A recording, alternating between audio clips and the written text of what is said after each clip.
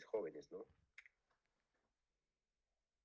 Sin embargo, esto, como le dije también la clase anterior, no es lo que vamos a ver en los hospitales. En los hospitales vamos a ver otro tipo de desnutrición, ¿no? La desnutrición asociada a la enfermedad. Y de acuerdo a diversos estudios, es un problema muy prevalente. Dependiendo del servicio, del hospital, del país, entre el 20% y el 80% de los pacientes hospitalizados van a presentar desnutrición. Entonces, como les dije, esto cambia, ¿no? Hay servicios donde las tasas de desnutrición son muy altas, por ejemplo, oncología, eh, cuidados intensivos, por ejemplo, ¿no? Entonces, los pacientes que albergan, los servicios que albergan pacientes ancianos también. Entonces, y hay una cosa que llama la atención, que a pesar de todo el conocimiento que se ha ido acumulando, la tasa de desnutrición, la tasa de desnutrición en los hospitales, en los servicios, ha cambiado poco en las últimas décadas. O sea, seguimos viendo mucha gente desnutrida, ¿no? Desacondicionada, con compromiso de su estado funcional en los hospitales, ¿no? Entonces la pregunta es, ¿por qué los déficits nutricionales son tan frecuentes en las personas que sufren la enfermedad? Y la primera razón es esta, ¿no? Y es la más obvia seguramente, y seguramente es la más importante también, ¿no? Dice, la enfermedad, porque la enfermedad por sus mecanismos fisiopatológicos nos conduce a una alteración de la composición corporal y a un deterioro de la función. Entonces, claramente, la enfermedad trae sus mecanismos, todo lo que vimos en la clase pasada, lo que le pasaba a Hazari, pues la enfermedad es un estado que favorece la desnutrición, ¿no? Es parte de estar enfermo, es estar en riesgo de desnutrirse. La segunda, pero no es la única causa, hay otras razones por las cuales la prevalencia de desnutrición es tan alta en los hospitales y en los enfermos en general. Los tratamientos para estas enfermedades también nos conducen a mayor alteración de la composición y la función. Entonces, muchas enfermedades, muchos medicamentos, perdón, tienen efectos en las funciones digestivas, por ejemplo, o en la sensación de hambre, ¿no? La gran mayoría de enfermedades te quitan el hambre, ¿no? Son todas enfermedades agudas. Las enfermedades crónicas menos, pero las enfermedades agudas sí que lo hacen. Pero, por ejemplo, desde el medicamento más sencillo como la aspirina, potencialmente puede lesionar la mucosa gástrica y eso afectar la función del tubo digestivo. Puede haber incluso hasta hemorragias digestivas a partir de un medicamento tan sencillo como la aspirina, ¿no? Ahora, muchos medicamentos, por ejemplo, los medicamentos oncológicos alteran profundamente también las funciones del tubo digestivo, ¿no? Porque afectan la tasa de recambio celular, porque son medicamentos que afectan principalmente los mecanismos de división celular. Entonces, afectan muchísimo las funciones digestivas. Producen un fenómeno que se llama mucositis, en la cual todas las mucosas se encuentran denudadas, porque la reposición de las células de la mucosa disminuye mucho, precisamente porque está alterada la replicación celular. Muy bien. Ahora hay otros mecanismos, por ejemplo, simplemente el sabor, ¿no? Muchos medicamentos, los que alguna vez nos han puesto un medicamento no venoso, sabemos de que muchos medicamentos tienen un sabor metálico o te dejan un sabor metálico. Entonces ya desde el cambio en el, en el gusto de los alimentos, pues afecta la función nutricional. Entonces, eso fuera, por ejemplo, de otros tratamientos como son las operaciones, que ya lo afectan de una manera más radical, o de la radioterapia, por ejemplo. Entonces, los tratamientos también afectan o también ponen en riesgo a las personas de entrar en esa fase de desnutrición. Tercero, porque los médicos tratantes, por sesgos cognitivos, se enfocan permanentemente en los tratamientos específicos de las enfermedades e ignoran los tratamientos de soporte. Ya siempre les he dicho eso, ¿no? El médico tiene un lugar en el mundo, desde su especialidad, todo es a partir de su especialidad. Entonces le da mucha importancia a lo que él hace y no le da tanta importancia a lo que hacen otras especialidades, por ejemplo, ¿no? Entonces, igual es con la nutrición. La gran mayoría de médicos creen que automáticamente se cura la enfermedad y la nutrición se recupera, ¿no? Y esto ciertamente tiene razón, pero como ya vimos también, el deterioro que ocurre a partir de ciertas enfermedades, el deterioro que ocurre, si nosotros cuidamos la nutrición, no va a ser un deterioro tan profundo, ¿no? Y eso es una cosa que muchos compañeros, colegas ignoran, ¿no? Cuarta motivo, porque los sistemas de salud no tienen sistemas de detección, entonces, del deterioro temprano o de riesgo de malnutrición. Les pongo un ejemplo. Eh, por ejemplo, a ver, yo en las clases anteriores les preguntaba a sus amigos, ¿no? Si ellos habían visto algún paciente desnutrido en su visita. Uno de sus compañeros nos contó de que había un joven VIH positivo que estaba en estadio, aparentemente en estadio de inmunodeficiencia, en estadio SIDA, y que estaba en sus huesos prácticamente, ¿no? Entonces, eh, la pregunta es la siguiente: ¿hay algún mérito en detectar la desnutrición en esa situación, un paciente que está en sus huesos?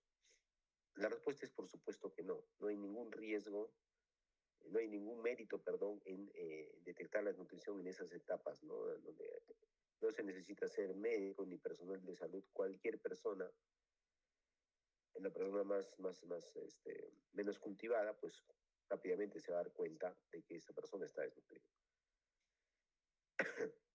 Entonces, eh, pero esa persona, obviamente, este joven, no llegó a esa situación de la noche a la mañana. Probablemente para llegar a esa situación, pongámonos unos números, que esta persona pesaba 80 kilos y ahora pesa 40, ¿no? 40 kilos de pérdida de peso no han ocurrido en una semana, ni siquiera en un mes, ¿no? Ni siquiera en 2 meses. Probablemente esto ha ocurrido en el lapso de muchos meses, probablemente más de 6 meses mínimamente, ¿no? O tal vez un año. Entonces, y probablemente también por la enfermedad que tiene este muchacho, este, fue muchas veces al hospital y nadie se dio cuenta que se estaba desnutriendo o nadie le prestó atención a ese aspecto, ¿no? Entonces, tener mucho, tener mucho ojo en eso, porque realmente los sistemas de detección de desnutrición deben ser parte de los sistemas. Entonces, ya les vamos a explicar cómo son estos sistemas hospitalarios y cómo debiera ser este proceso. Otro motivo importante, porque no existen sistemas de salud dedicados al tratamiento de sostén y de soporte de los pacientes. Lo que menos tiene, una de las cosas que menos tienen los hospitales son nutricionistas, psicólogos y terapeutas físicos. Y estas tres especialidades de salud, digamos, profesionales de la salud, estas tres profesiones de la salud, tienen mucho que ver con esto, el tratamiento de sostén y el tratamiento de soporte de los pacientes. Entonces, yo creo que una cosa muy interesante sería reforzar estos servicios, ¿no? Y que muchos pacientes más de los que pasan actualmente puedan pasar por estos servicios. ¿Eh? Ya cuando traen algún hospital, porque esto no va a cambiar noche a la mañana, pero yo creo que es una tendencia en el mundo en que una parte del cuidado de la salud se centre en el sostén de los pacientes, ¿no? Luego vuelvo a repetir: nutrición, terapia física y psicología.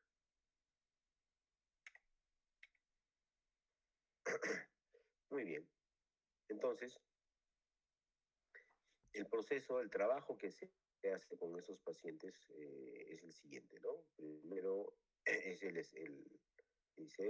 screening, ¿sí?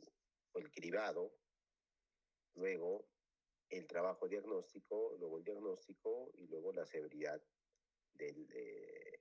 diagnosticar la severidad. La pregunta es la siguiente: ¿a cuántos pacientes se les debería hacer trabajo diagnóstico de desnutrición?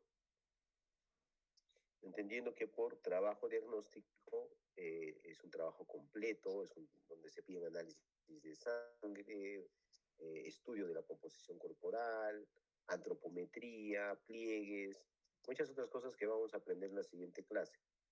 Entonces, es un trabajo, como todo trabajo diagnóstico, que puede requerir muchos recursos, ¿no?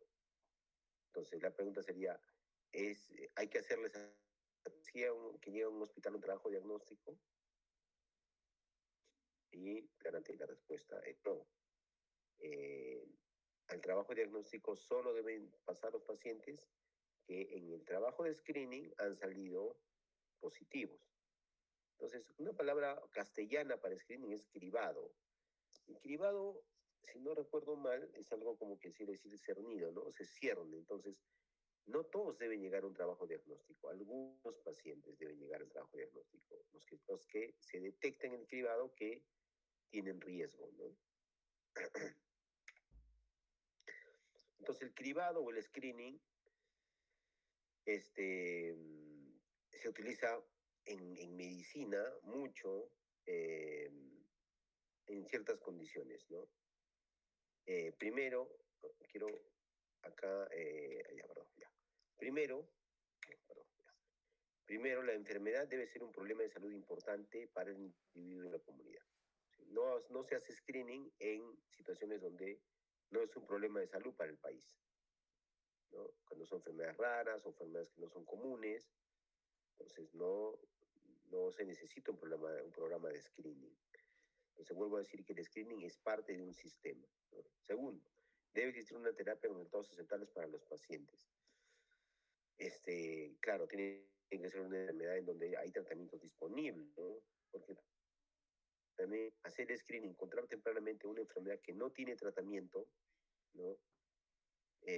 Pues tampoco sirve de mucho. No vamos a evitar nada, ¿no? No vamos a poder hacer un impacto haciendo un tratamiento en una fase temprana. Todas las etapas de la historia natural de la enfermedad deben ser conocidas, ¿correcto? Debe ser una enfermedad muy bien estudiada, muy bien conocida.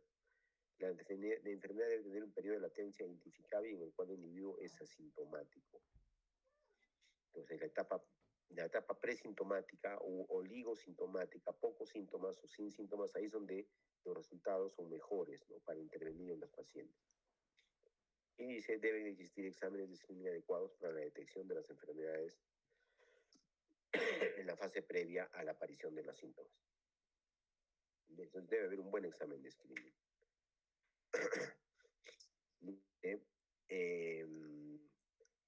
Antes de avanzar, vamos a ir pensando,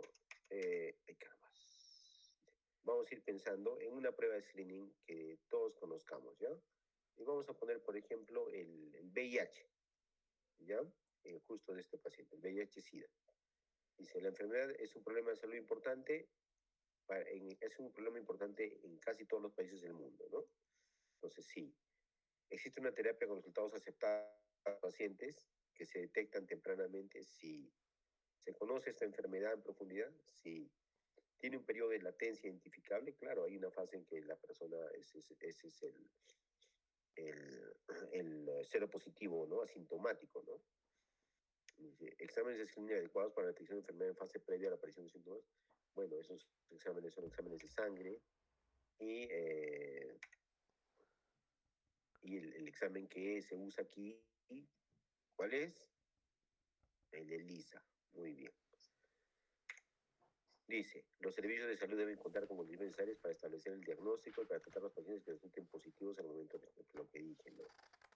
Entonces, debe haber todo un flujo. O sea, si se hace un programa de screening, hay que tener todas las condiciones para tratar a los pacientes que salgan positivos. Nuevamente, si un país no tiene la infraestructura para tratar a unos que se han detectado, pues el programa de screening va a servir de poco, ¿no? La enfermedad debe tener debe tener la existencia de criterios bien establecidos para el diagnóstico y normas claras de tratamiento. Correcto. El tratamiento en etapa temprana debe influenciar favorablemente el curso y pronóstico de la enfermedad. El costo del programa debe ser proporcionado en relación al total de gastos de salud de un país o región. Entonces, un programa de screening, si se va a establecer un programa de screening, tiene que tener una valoración económica favorable con las condiciones que tiene ese país. No todos los países pueden tener los mismos programas de screening, porque podría ocurrir de que el beneficio que se obtenga sea muy marginal, o sea, no sea bueno en relación al gasto que se está haciendo, ¿no? Todo es un tema, como hablamos de sistema de salud, ya no hablamos de paciente, ¿no? Con un paciente uno puede hacer todo. La pregunta es, como sistema de salud, ¿el sistema de salud debe asumir todo lo que se puede hacer por un paciente? Y la respuesta es no. En algún punto, el sistema de salud puede decir no a una intervención en salud, pero para decir no tiene que hacer toda una evaluación económica de esta intervención. Y como ustedes ven en el punto 5, un programa de screening debe ser continuo en el tiempo y no un hecho aislado.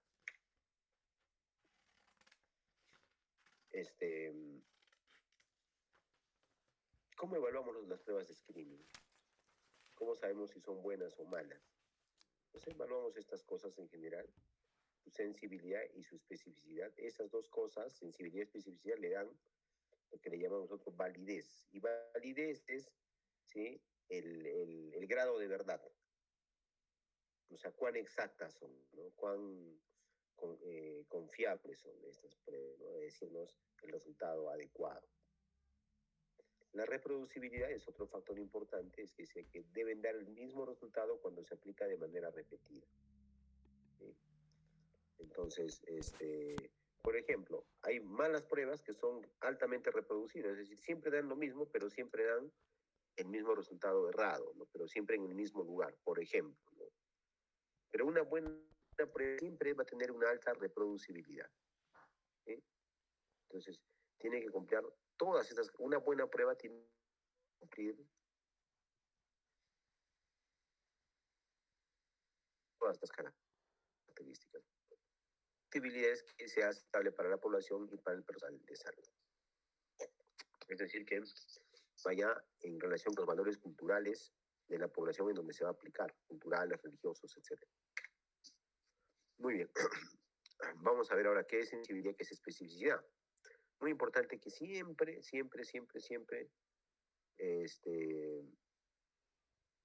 recuerden este cuadro.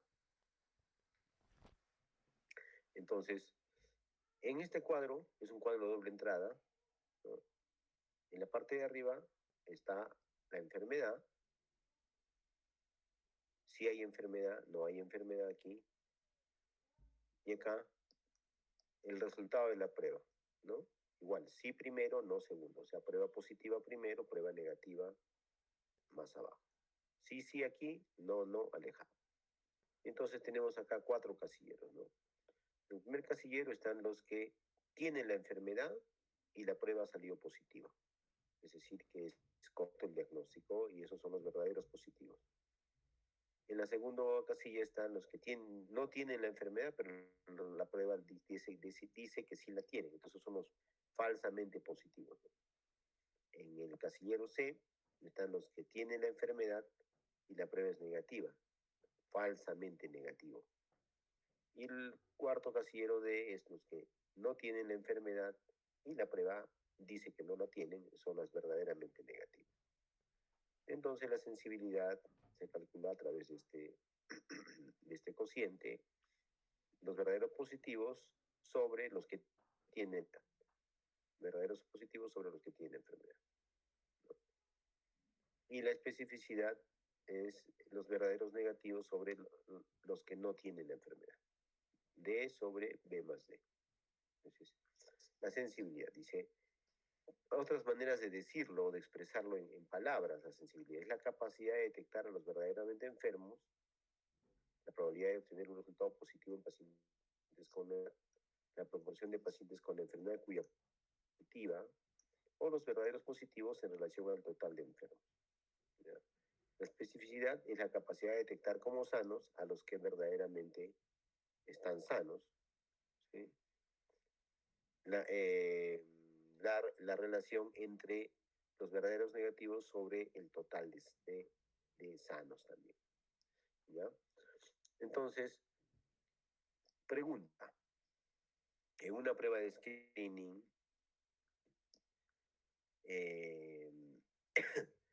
a mí me interesa más la sensibilidad o más la especificidad. ¿Qué es más conveniente? Es más conveniente la sensibilidad. O sea, que tenga una alta sensibilidad, es decir, que ningún enfermo se le escape. Por ejemplo, volvamos al tema VIH.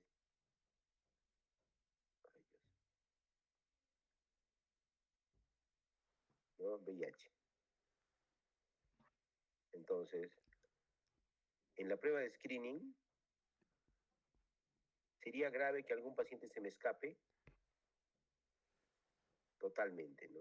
Entonces, en la prueba de VIH, en la prueba de la ELISA, ¿no? Yo debo encontrar a todos los enfermos. Así, en el grupo, todos los que son positivos, todos los enfermos deben estar adentro de los que yo detecto. Así hay negativos que también estén, ¿sí? Y que están negativos no van a ser detectados por la prueba, ¿no? Esto es lo ideal en una prueba. Esto es lo ideal en una prueba de screening, ¿no? Imagínense que una prueba de screening, por ejemplo, para VIH, ¿no? Con la capacidad de contagio y todo esto, algún positivo se me quede afuera, ¿no? Entonces, esa persona no sabe qué tiene, cree que no tiene, va al mundo, regresa, hace su vida, tiene parejas y sigue esparciendo esta enfermedad, ¿no? Entonces, así no tenga buena especificidad, una prueba de screening debe tener una buena sensibilidad. Y en general muchas veces las pruebas de screening trabajan de esta manera, ¿no? Hay una prueba de screening y a continuación hay una prueba de confirmación, que es, como ustedes saben, el Western Blot. ¿Sí? Por ejemplo, el Papa Nicolau. Vamos a ir a otro caso. El Papa Nicolau se usa para detectar el cáncer de cuello uterino. ¿Sí? Entonces, lo mismo, ¿no? ¿Es buena la sensibilidad del Papa Nicolau? No, no es buena la sensibilidad del Papa Nicolau. ¿Cómo la volvemos buena? Si la aplicamos muchas veces. Entonces, ¿qué significa que no sea buena? Significa que muchos pacientes van a quedar fuera de este conjunto, siendo positivos, ¿no? Entonces ya, digamos, al Papa Nicolau se le van a escapar varios positivos, ¿sí? Entonces, ¿pero cómo mejora? Porque es una prueba que se hace todos los años, es repetitiva. Entonces, en un año se te puede escapar, ¿no? Una displasia. En un año. Pero si tú la repites y la repites en 5 Papa Nicolaos, en 5 años diferentes, es muy difícil que se te escape una displasia. ¿Correcto? Por eso es de que el Papa Nicolau con la repetición se puede volver en una prueba aceptable. Entonces, después del Papa Nicolau, la prueba de confirmación se llama colposcopía más biopsia, ¿no? Entonces, en general, todas las pruebas de screening ya tienen detrás de sí ya una prueba de diagnóstico definitivo, ¿no? Que es lo que les había mencionado, lo que le había dicho acá, ¿no? Prueba de screening y luego prueba de diagnóstico. Muy bien. Entonces ya rápidamente vamos a poder entender cuáles son las diferencias entre screening y diagnóstico. ¿Ya?